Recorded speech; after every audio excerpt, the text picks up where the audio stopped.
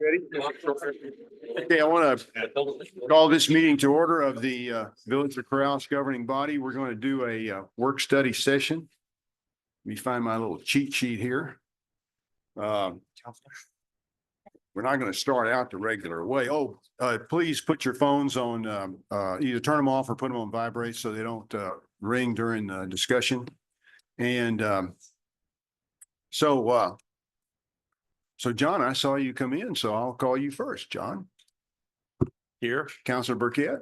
Here. Councilor Murray. Sleepy. Councilor Miera. Presente. Councilor Woolman. Here. And Councilor Knight. Here. So this is a presentation this evening by Amy Bell of a draft feasibility study she works with Groundwork Studio of a feasibility study of some properties that we have purchased in this area, trying to figure out a way to kind of tie them all together and make them very citizen friendly. Amy, you're up. Thank you, Mayor. Council, good evening. Hello, everybody. Sorry to put my back to you. Thank you for the time tonight to share the progress on this study so far. I don't know, Melanie, can we bring up the presentation? So just a quick introduction. My name is Amy Bell. I'm a landscape architect with a company called Groundwork Studio. We're a landscape architecture and planning firm. We're located in Albuquerque. I live in Corrales. My kids go to school here. And we are participating in this project as New Mexico Main Street consultants. So for folks, this is probably old news to everyone, but when you have a Main Street organization in your community, like you do, who meets all of the, partnerships with the local government and has amazing executive directors like Angela and volunteers and board members, the community has access to free technical assistance from the state.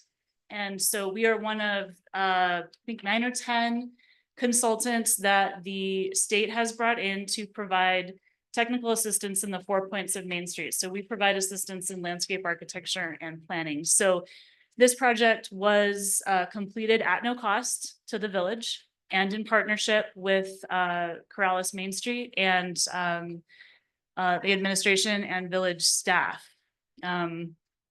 So little background, as the mayor mentioned, in 2023, the village acquired a number of properties, very exciting acquisitions, Gonzalez property, Anderson property, Jones property, Wells Fargo building. Don't ask me to list all the addresses. So we have all the common names for those properties. And I think the village realized we need to plan for each of those properties, but we also need to plan for the big picture, right? So how are all of these properties connected? How are people going to access them? How are we going to use them and have the different uses on those properties complement each other and also meet, identified needs for the village? Really fortuitous that the comprehensive plan process is happening at the same time, because that process is identifying some very clear goals that I think the village can be sure that the improvements on these properties aligns with those goals. So what this is a draft. It is an initial study that looks at certain existing conditions related to these properties and the connections between them, and really a beginning exploration of the potential uses for these properties. Okay. I think we want to be really clear that this is just the beginning. There's a lot more work to be done. We found out some really interesting information during this study that's going to be useful for next steps, but by no means, is it our understanding that any solid decisions have been made about exactly what is going to happen with each of these properties. Okay. We do anticipate, and actually one of the recommendations that we have is that there is a high level of robust future planning and design for each of these properties and the stakeholders and neighbors, community organizations related to how the properties will be used, how they're designed, and how they are programmed. Also very important. So what we have up on the screen, we started by mapping existing village properties. So the blue properties are what we see within the limits of the village that are actually owned by the village. Less than one might think. Right, this is something that comes up. I sit on the Corrales Tree Committee. A lot of times we talk about, trees on village property, and the question comes up, how many trees are we really talking about? There's not all that many trees on village property. Because village property is what we see up there. We started to look at, at the request of the village, and just sort of backing up for folks that are not familiar with how Main Street technical assistance is provided. This is assistance that's requested by the village and by Corrales Main Street, by the community. This is not the state saying you should do this. Okay, so the intent is very much that these projects are community requested and community led. So we started to look at, we know that folks have expressed a lot of concern about having enough parking. The village has big events, Harvest Festival, the Art Studio Tour, Garden Tour, 4th of July Parade. We have a lot of people in the village who attend these events, and we have people coming from outside of the village to attend these events as well. And we have issues with traffic and parking. That happens in a lot of communities when we have big events. So we wanted to look at, where do we have existing parking? How can we add additional parking? And how can we help people park once, especially during these events, and then walk or bike to the different parts of the event and have them do that safely, so that we limit the amount of cars driving and we limit the amount of cars and pedestrian conflicts, right? So that was where we started. Melanie, can we go to the next slide, please? Great, thank you. So we looked at what existing parking does the village have? What potential additional parking could be provided with these recently acquired properties? But also, like, where are there opportunities for shared parking? We have private properties, like Casa Vieja, like Ex Novo, like Village Pizza, where when those businesses aren't in operation or peak operating hours, there's a lot of parking spaces there, and they are located fairly conveniently to a lot of these events. So we just wanted to look at, is there an opportunity for the village to potentially partner with some of these businesses to help meet this park once safe pedestrian access need. So on the map, we see the blue village owned properties. And real quick, I forgot to introduce Christy Neighbor, but she's here in the audience, and Christy put all of these awesome graphics together. So thank you, Christy. She works with us at Groundwork Studio.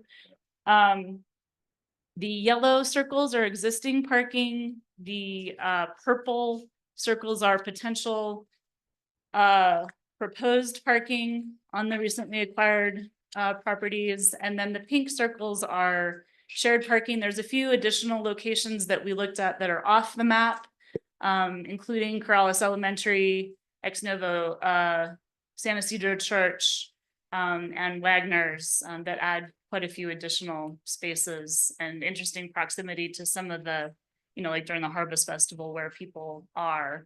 But we found about 200 existing spaces, an additional around 360 with the new properties, but about 800 with shared parking. So obviously all of those 800 spaces would never be available, but I think that quantity, when we're looking at developing parking, along Corrales Road frontage, as much as we can leverage parking, surface parking we already have, that would be great.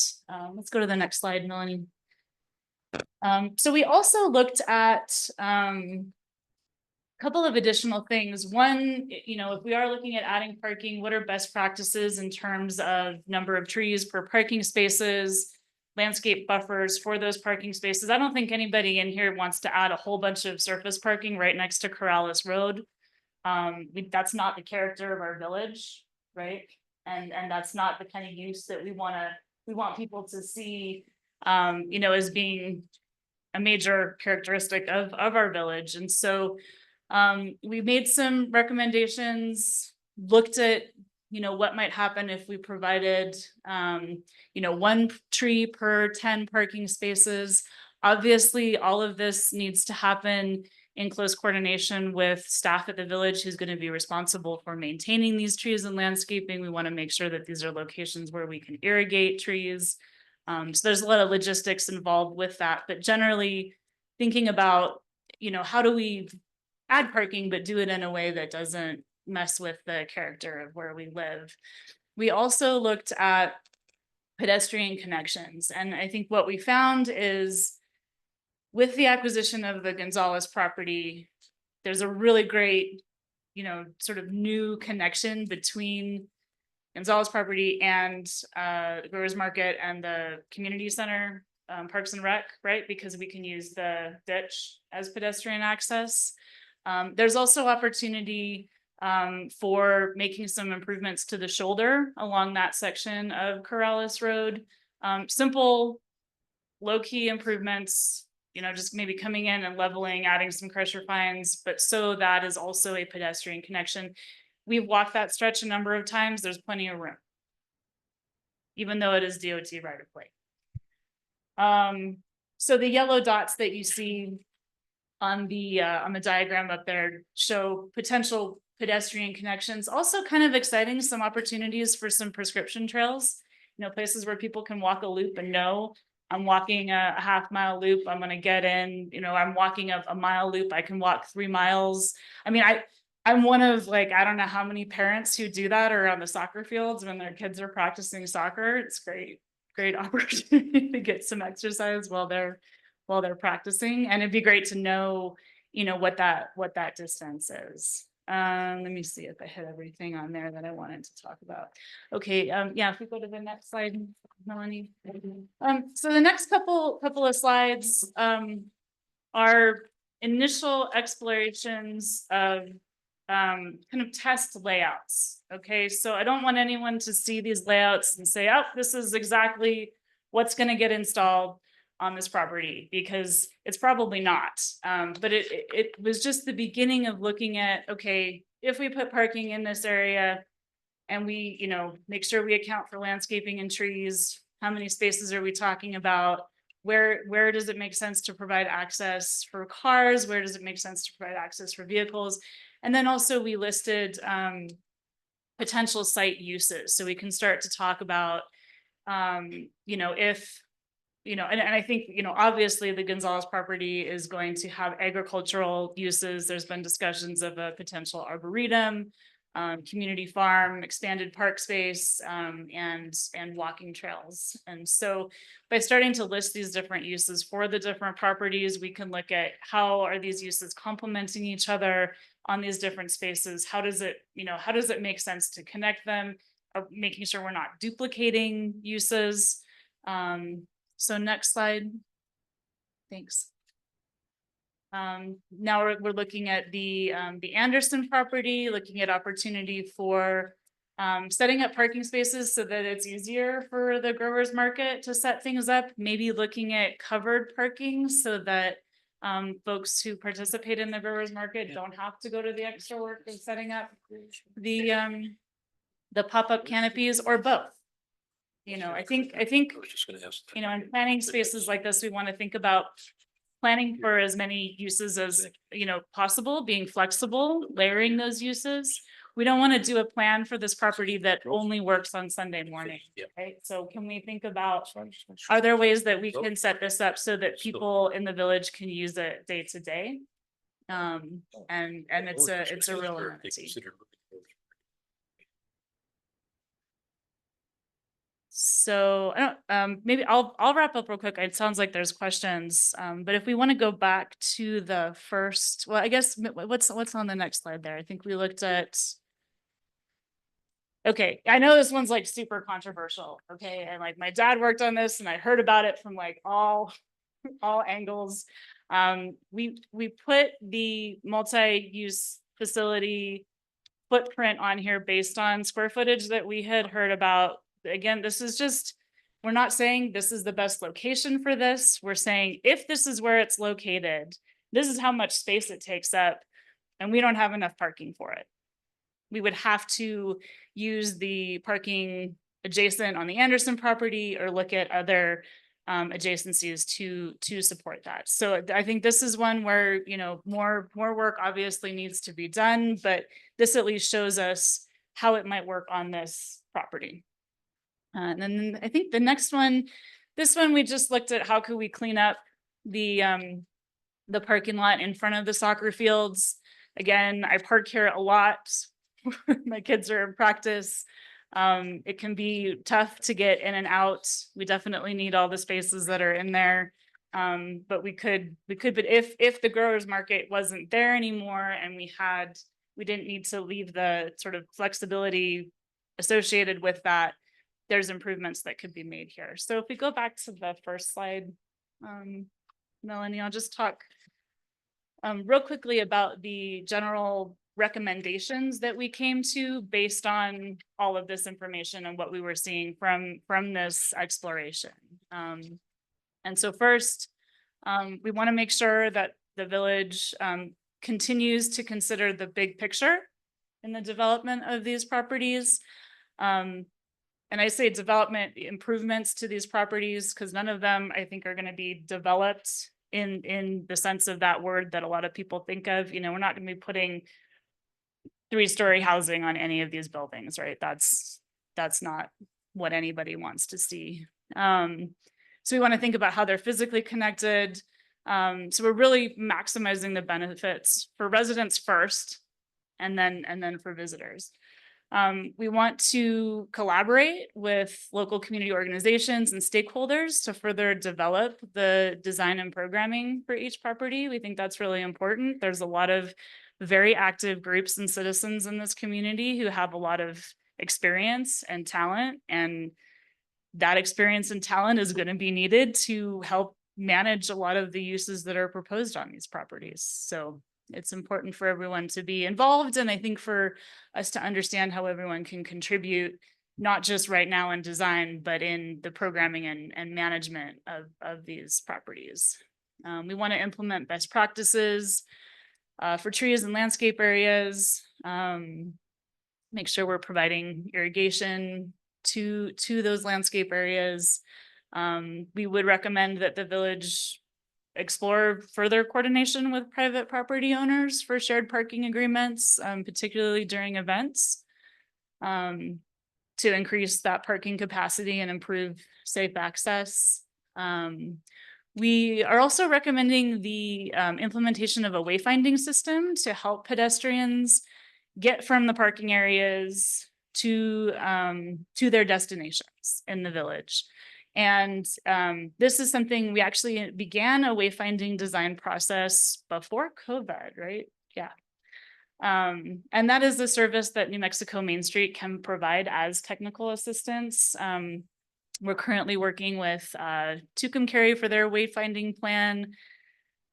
We are helping Taos. We did their wayfinding plan and are currently working with them on the installation of the phase 1 of that plan. We've worked with Santa Rosa. We've worked with Truth or Consequences and Roswell. We've done wayfinding plans in a lot of communities, and this wouldn't have to be a big thing, but I think even if the wayfinding plan just focused on helping pedestrians get from parking to where they want to go, that would help a lot, because folks who aren't from here might not know we can walk to the back of the Gonzalez property and take the ditch. And I know we can't call that a trail, but you know, there's probably ways we could do it that wouldn't upset MRGCD. And then this last one, I don't want to get too far into the weeds with this one because there's a lot to discuss around the designation and planning process for a metropolitan redevelopment area. But in the discussions about the potential uses and improvements to these properties, what we heard is that the village really wants to work with community organizations, to program and manage these sites and facilities. And that's hard to do because of the anti-donation clause. And so one tool that we use in a lot of communities across the state is the designation of an MRA, and planning MRA plan, for short, because what that allows is, contribution of public resources to private entities without violating the anti-donation clause. And there's a lot of ways that that can happen. The process of creating the MRA plan is a process that very clearly lines out, these are the types of projects that can be supported by public resources. So in the case of Corrales, this would be very different, from the MRA plan we're working on in Taos, where downtown housing is a huge priority for them. So they're looking at supporting projects that would support that type of development. In Corrales, like I said, we don't want to see any of that on these properties, but designating these properties as an MRA would allow the village more flexibility in how they support community organizations to achieve common goals. Okay.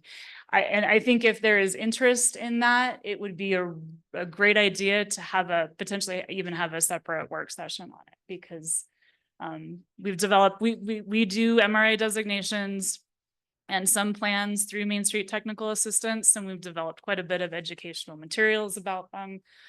And I think would be happy to share that with council and the community, so that everyone is comfortable with what that would mean and what it would look like. But we did think that that was a valuable recommendation here, so that the village could consider, is this a tool that we want to use to make partnering with community organizations easier? So I think with that, I'm gonna open it up for questions, and thank you for your time. And Counselor? council, if you could make sure you speak into your mics so that everybody in the audience can I'm hear you. sorry. I was supposed to do that, wasn't I? Thank you. Thank you, Amy. I was wondering, the one handout that we saw, about the covered parking, would those have solar collectors on those? I think that would be great. Like the one that we have at the gym? pool. Yeah. Yeah. Yeah, why not? Before I forget, I'm sorry, Counselor, but the other part that I forgot to mention, that Main Street also did do, this was done by Ria Cerna, who is another revitalization specialist. We did do a property assessment of the Wells Fargo building. So there's some really good information in here about what's in the building and what needs to be done to improve it. And I'm sure this can be made available to the community as well. It's on the website for this meeting as well. Thanks, Melanie. Counselor Woolman? Yeah, I have several questions, but I want to leave time to open it up to the group as well. By wayfinding, I assume you mean more than signage. Yes. Okay. In a sentence, what would that look like? So we talk about wayfinding as connecting people to places, right? So it's a system. Signs are a part of it. But we want to think about materials. We want to think about colors, textures, pavement, things like that. And we want all of that to work. Typically, we want it to work with the community's brand. The MRA on the anti-donation clause, would that then require a contract between the village and the second party?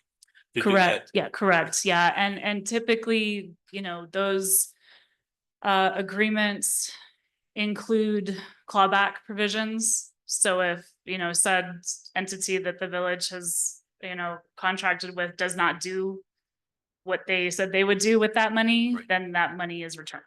Got it. Do you recommend using public transportation at all, Rio Metro or something during large events? And what would that look like? That's a great question, Counselor. And I think that's something we should probably explore. I don't have a good answer for that now, but Okay. let's look into it. You were identifying a 1,700 square foot APS building at the rear of the Anderson property. Is that for a potential commercial kitchen? Has it been designated in any way? I think I would defer to village staff to answer that one. That is in process. Okay, Doesn't have any designation. It may end up being storage for a number of entities here in the village. It perhaps at some point, if it can be developed, it'd be a commercial kitchen. but it's purchasing one of those available APS buildings, portable buildings. It's Great. taken a while to get there. Yeah, that's great. And last question is, and I know you said this is just what you've heard, but on the 20,000 square foot for the community center, are you including the outdoor space as well? No, that was just the building footprint. Okay. Yeah. Okay, great. Thank you. It's basically a space holder, just in case. Got it. And it may end up being parking. And Michael Chavez wants it to be public works. So it may be that. Yes, sir, John. Thank you, Mayor. Just two questions. One, I need some help understanding the applicability of the MRA here. My understanding is that that is incentivizing private property owners, and all the property we're discussing here is municipally owned. So yeah, again, there's a lot of different things that the MRA enables. And one of those things, you're correct, is providing direct contributions, incentives to private property owners to, say, improve building facades or improve building infrastructure. The bigger projects are examples where, you would put out an RFP for like a development agreement. But there are also, again, I think that the MRA plan could establish that those are not really priorities for the village for these properties. That really the priorities, for these properties would be to partner with community organizations. Thinking about like for the multi-use facility, if the village wanted to contract with a particular organization or organizations to run that facility, right? That would make that agreement easier. So we'd already had discussions about that, but okay, I'll take that at face value. Thank you. My last second question is just about the drawing in the Anderson property and what Councilor Knight mentioned about the covered parking. And you had mentioned it actually in some of your prefacing statements. Putting all the parking at the front next to the road, it's not a good idea in this village. So I would not want to see covered parking at the front of Anderson. Is there any, and I understand in a growers market situation, you don't necessarily want to have a lot of traffic driving by constantly. But just that one comment. In general, that's not a recognized good planning approach. Sure, and agreed, Counselor. Part of the task was to look at how many parking spaces. Yeah, no, so I understand yeah, that. So you can yeah. move it around anywhere. Yeah. Yeah. If you're just counting, I understand. Okay, thank you. Councilor Miera. Thank you, Mr. Mayor. I just wanted to go back to the genesis of why we asked you to come into this as a result of a motion and an agreement by the council that we had these properties and how they could work together. Now, I'm not assuming that what you're saying is not that, but in that same frame of reference, and so that we don't pull a Albuquerque or anybody, a Santa Fe kind of situation where you dig it up and then you got to redig it again because now they're all working on the same water line or they got to put in something different. We should have figured how they are going to work together, not independently and not separately, and not do one at a time and then one at a time and then one at a time, because that's what we usually develop when you do that, as you well know. So we're trying to come from that perspective of how we could long-term looking as to how can they work together. And so that being the case, just the question, I think everybody's been looking at that same page with regards to the Anderson, the covered parking and so forth. Then on the other page you have, and again, we understand these are all just maybes, big maybes. This one here where they're utilizing probably all of what we now have for the use of the Sunday events. That moves where? If this becomes this, where does the So the growers market would move to the Anderson property. okay, so if that's the Anderson property, then this is the one that has the covered parking. Or my. Yeah, we were showing the covered parking on the Anderson property. So the parking goes there.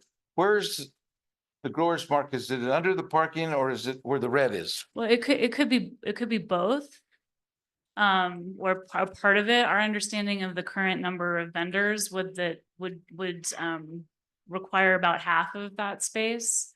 And so what we showed on there was, this is, if you had vendors not underneath the covered parking and you had parking under the covered parking, this is how that would work. And, I think that, clearly there needs to be further work done, I think, with the growers market directly to figure out numbers and really what is needed. And Counselor, very much appreciate your point about making the properties work together and planning them together. And I think that that's a really important next step, right? Is really sort of moving from this initial existing conditions. And I think that there's probably more existing conditions that should be evaluated too. Utilities is a great point.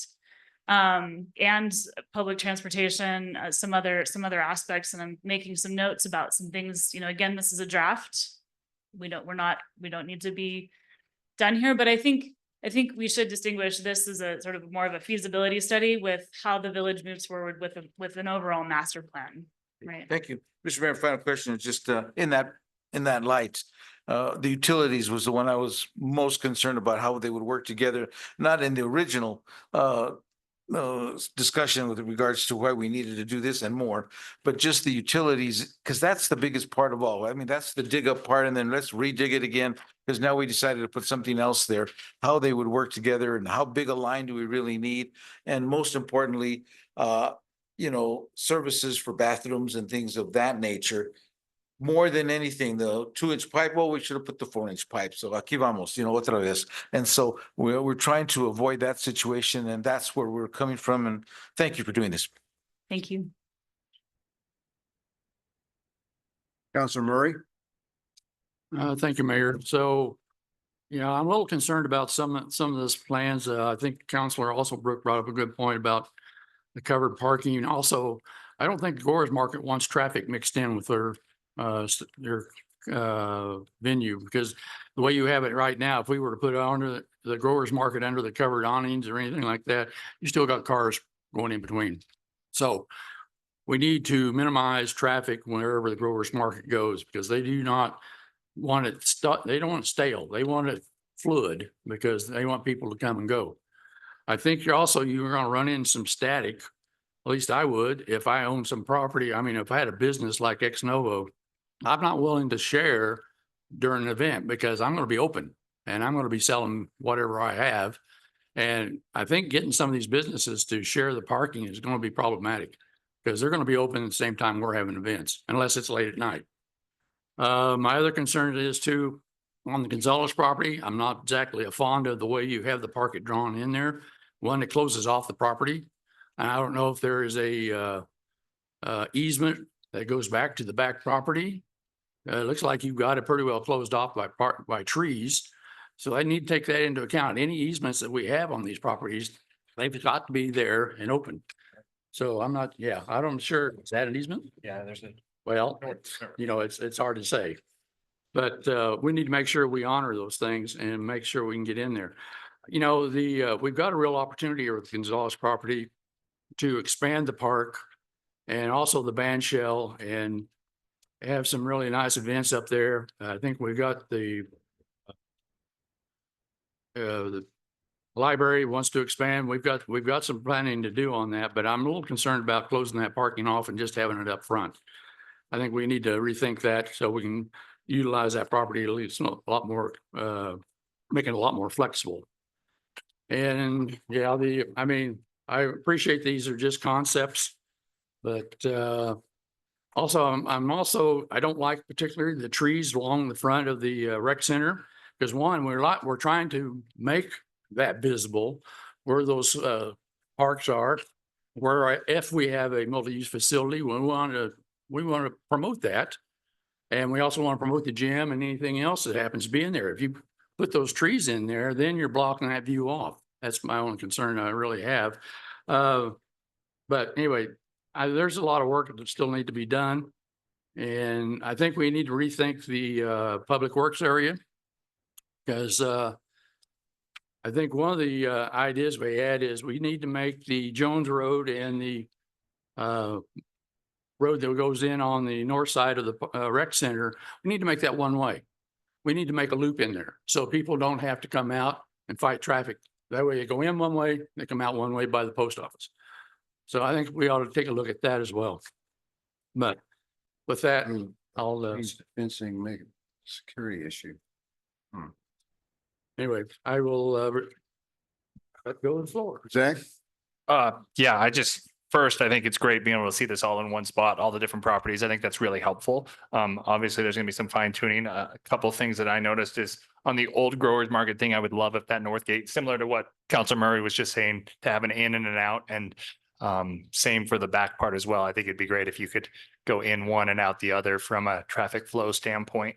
My biggest general concern, even with all of the additional parking that exists, if you're doing something like the Harvest Fest, most of that parking is like right in the middle of the festival, so it's really tough to get to during the event. And I don't know how we fix that problem, because the primary parking spots we have are right in the throes of the event where we don't want people driving to get to the parking spots. So until there's alternative modes of access to some of those parking spots other than Corrales Road, a lot of them are going to be for people that are working the event, and then they're going to be kind of dormant spots during the event. And yeah, that's a problem that requires probably a larger solution, and I'm not sure what it is. But thank you for doing this. Thank you, Councilman. Mr. Mayor, real quick question Yes, sir. on that public restroom. We're going to be working on that in a little bit later on the regular meeting in terms of that. Is that the same public restroom that we're talking about, the public restroom with regards to funds? Yes. Okay, so if we decide, when we decide that situation, how we're going to decide, would that have to put that in a position where we have to get all that work and pipes and everything in a shorter period of time than we have? Or is that a pretty, I'm not pushing the issue, just thinking about how important that public restroom is even now. That's what I'm looking at it. So It's relatively straightforward, because some of the Okay. work that we need to do right now includes hooking in the building to our sewer system. And so it's not a huge leap Gotcha. to move the pipe. thank you, sir. Anyone else? Yes, sir. Well, I thought I know we'll talk about the public restroom, but I thought we were putting one in at the rec center. That was Well, we actually have asked for several. 2 in the back soccer field, 2 at the growers market, and then 4 at the park. Okay. Also, I was just curious too, since you provided the Wells Fargo property update, how did you come around to the amounts that you did? So I did not personally work on that. I would have to check with Ria Cerna, who put that document together, but I'd be happy to do that. We can get information from her on how she had landed there. Was most of your direction then from the administration on these tying these properties together? Correct. Okay. So Miss Cerna does this routinely, right? Yes, she does. And so she she has a frame of reference to draw from. And Oh, yeah. I'm sorry, Mayor, I didn't mean to Yeah, go interrupt ahead. you, but yeah, no, she works in real estate and property redevelopment. So the numbers, she didn't get to those numbers based solely on what the village told her. Those are based on, I'm assuming, other sort of market standards and what is sort of normal for getting to those numbers right now. Yeah, I didn't understand the question. She drew up most of those before we even told her what we wanted to do with the building. So that was just her taking a look at that property, and based on similar properties around the state, what it would cost to bring it up to, a usable standard. Did they do a asbestos abatement study, or do we know that yet? that's in the process. Yeah, we've ordered one through Yes. CARES. Because even though it was renovated in 96, Yes. we don't necessarily trust what they told us. So we're going to have it checked out. And I think that there's some concern about an area in the building that perhaps needs some abatement. I think most of the flooring has. Most of the floor? Okay, The stuff that sticks the flooring to the floor right. has glue. asbestos. So we would anticipate that can be done. Certainly hope so. I hate tearing down buildings. Anyone else? Mayor, we have an awful lot of people here that might. Well, we have a meeting in 20 minutes, so we can certainly take a few. Anybody have a comment they want to make? There is one person on Zoom that's had their hand up for a little while. I'm sorry, what? There is one person on Zoom that's had their hand up for. Oh, okay. Well, Good go ahead one. and let's do that first. Susan's iPad. That's Sue Evett. I'm Main Street Board President. And I just wanted to ask a question, Amy, regarding the MRA designation. Does that designation facilitate Great Blocks grants? Thanks, Sue. Great question. While projects that are made easier with the MRA and public infrastructure projects like Great Blocks are definitely related, there, you can have one without the other.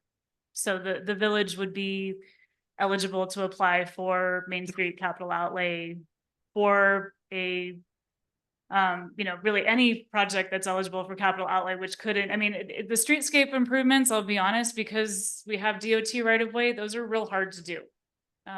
But capital outlay can also support plazas, parklets, and improvements in other public spaces. Okay. Thank you. Yes, sir. Why don't you come up here and tell us who you are and then you can make your comments. Try to limit it to 3 minutes or less. Real quick, Angus using to Angus. I noticed on the plan, we've got pedestrian walkways put out. I just request that you consider them to be pedestrian, equestrian, bicycles. Oh, yes, sir. Yes, sir. Yes, sir. When this was, And I realize this was well, when we first talked to Amy, some of the stuff that we suggested was number one, open space. And then number two were pedestrian access routes. We don't want to have permanent structures. I've been told that is verboten. We don't want to have permanent structures, particularly if we want to move the growers market, because they rely on plenty of space and they have a fluctuating, vendor membership. We do want to have parking that's off of Corrales Road. We want people to be safe. We want people to be able to walk. We want to enlarge the park. We want to put in some permanent bathrooms in the soccer field area, in the next to the park, in the Gonzalez property area. I mean, those are the basics. That's what we'd like to see. And we think a lot of that can be done in-house, because I've been told by our public works people that they can spread gravel real fast. So I think that we can put some pathways in and try to get people out there walking. And once people are there, then we'll get a little better idea about whether or not we need to do anything that's really significant permanent structure. We do need to add trees. We want to do it selectively because, again, water is an issue. We have the 4-Hers who have started planting in the west 2 acres that the village owns, and they're going to use that for seed as well as for feed for their animals, and perhaps even sell some if they get enough crop. Help me here, Melanie. I'm running out of stuff. I think you got most of it. Shoulder improvement. Anyway, we had, shoulder enhancement. Okay. I don't know if you guys know this, but we've really had a hard time with DOT. Yes, ma'am. Let me just finish this. Did you want to speak? Okay, I'm sorry. So DOT has been a real problem, and we think that we can sort of in the middle of the night, perhaps, spread a little gravel down the road next to the west side of the, I've told our representative about this, to make it a little easier walking surface for people to get from the Gonzalez property down to the soccer field area, because we anticipate that, those will be the central part of the village. It's been talked about for many years about perhaps trying to do that. And it looked like we've had an opportunity to maybe make some progress in that area.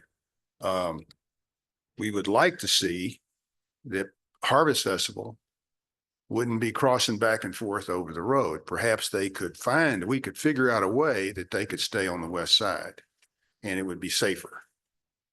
Now, there are all kinds of things we'd like to do. Yes, solar panels would be great. Covered parking would be great, but those are all permanent structures and that has to be worked through.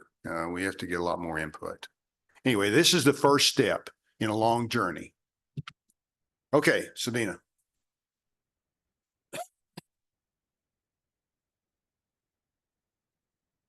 name is Sabine Schroeder, 47 Rincon Road. one problem I'm seeing, and I think a few of the councilors have touched on it, during the comprehensive survey, it became clear that a lot of villagers are very concerned about the traffic situation. I think it was like 64% view traffic as a significant negative quality of life factor. So more parking, more traffic. How will this be taken care of by this plan? I'm very curious. Secondly, I guess two councillors touched on that. The new designated parking lots will be right next to Corrales Road. Again, in the comprehensive plan survey, people would love to maintain natural and scenic areas, and they want to maintain the historical small town character of the village. Big parking lots with lighting, covers, and so forth run counter to that idea. As for the metropolitan redevelopment area in the heart of Corrales, to circumvent the state's anti-donation clause, isn't there a danger that taxpayer funding will be used for private gain? Is there corruption possibilities? Can an MRA harm the taxpayers? Can it lead to corruption of government officials? Can it be inefficient? Can it be prone to failure? I think we have seen failures on a state level. I think about Eclipse Aviation, $100 million of taxpayers' money down the drain, or the spaceport in southern New Mexico, $250 million, not a single flight into space.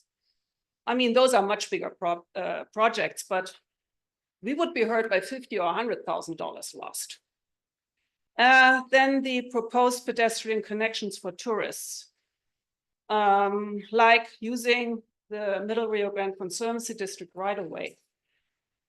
What happens if there's conflicts of usage between horsemen, bicyclists, pedestrians? If we have a lot of tourists on these roads, will there be a limitation to bicyclists and horse people to use these ditches, which is very important for Corraleños? And again, in the comprehensive plan, the loss of the ditches or access to the ditches and public spaces Thanks, Sabine. That's your time. is a highly ranked threat according to villagers. I just would like to see this considered in the next draft. Thank you. Yeah, we're probably going to approach this in a little bit more glass half full as opposed to glass half empty. Anybody else? Yes, sir. State your name, please, and where you live. My name is Bill Perkins. I live at 5768 Corrales Road. I appreciate the opportunity to see the feasibility plan that you've all just had introduced. The key idea that I sensed wasn't emphasized as much as I thought maybe should be is the character of our village, the look of our road, the way Corrales sits in the valley. This is a very special place. We're all lucky to be here, and we have a precious place to work with. And so one of the things that I think should be emphasized as we go forward is looking at the opportunity to strengthen the unique visual character of our roadway, looking at these properties, looking at what makes them special, looking at what makes them, say Corrales and not Albuquerque, not Rio Rancho, but they are of this place that we love so much. And I would hope that in the next go around, there would be a real focus on the character of these properties and how they speak to Corrales and what this place is about. Thank you. Thank you, Bill. Well, we have a little bit of time. Anybody else want to talk? Yes, Angela. Thank you. Yeah, I'm sorry. I didn't even give you, yeah. Oh, no, I would appreciate, I just wanted to obviously thank you guys for requesting it, but especially thank Amy and Groundworks and for all so much hard work that went into this. And I think, again, just emphasize the value of the service requests that any community that has a Main Street program has access to.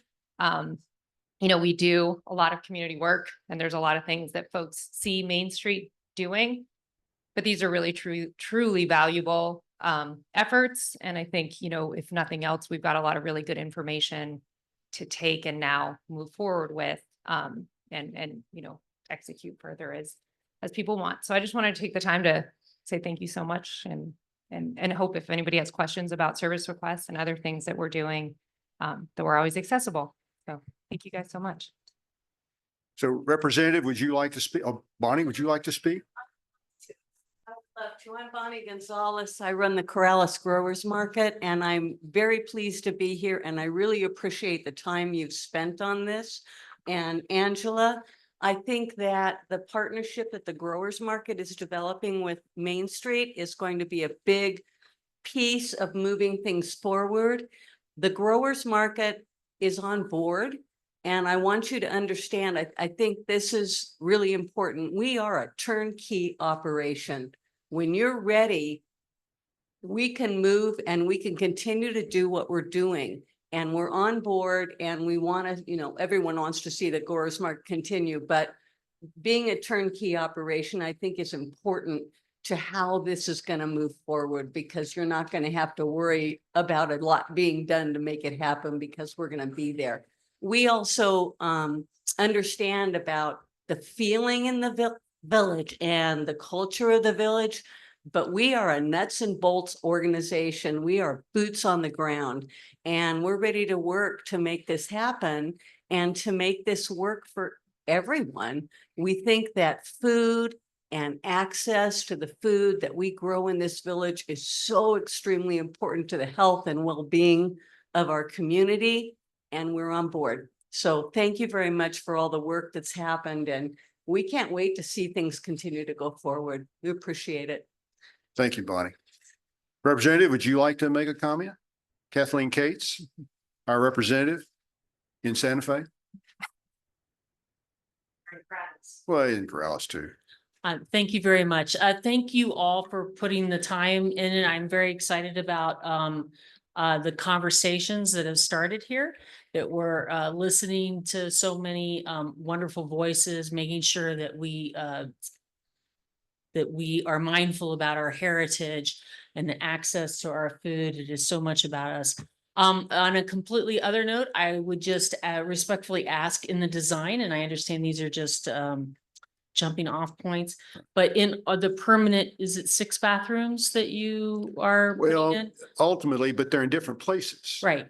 So I would respectfully ask that at least in one in each place, there are adult changing tables so that individuals of different abilities would have outdoor access as well.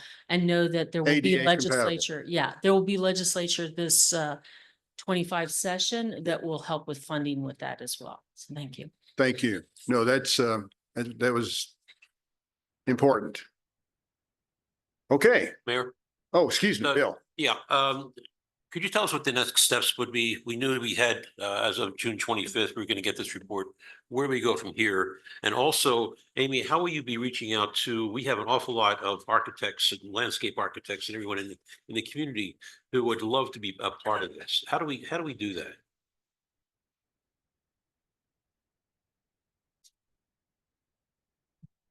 Thank you, Counselor. That's a great question. And I think we need to line out next steps.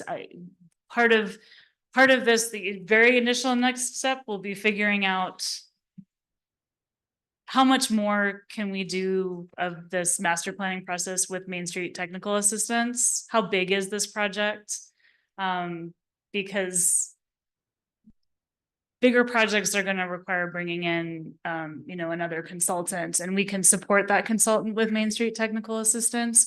So I think, we're going to need to talk with Corrales Main Street, and the village and figure out, what is the size and scope moving forward, and how much can we help with through Main Street technical assistance, and what might need to be, a separate contract. I'm just wondering how the people in the village can be a part of your moving forward. In other words, the architects that are, the retired architects that are here and who really want to jump in and kind of work on this with a, you know, a Corrales feel to it. I'm not sure what the mechanism would be for that. I think our next step is to do a site development plan and to look at what we want and how many things we have to put together Right. and how we put them together. And, yes, sir, Councilmember. Well, no, I'm sorry, I was talking. No, go ahead and finish your Oh, comment. okay. And how we put them together. The goal originally with all of this was to have open space to figure out a way to do parking. I like the idea about not having parking on the road, although I was really kind of eager to get parking on the road. People get off the road, but we can figure that out. That's not a big problem. But open space, trails, I'm tired of hearing DOT saying we can't do a pathway.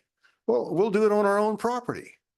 And we don't have to build a lot of stuff. We can just go out there and grade it and put your base course and crusher fines down, make it compatible, put in some bathrooms in the park, enlarge the park. And that's part of the site development plan and replatting to some degree.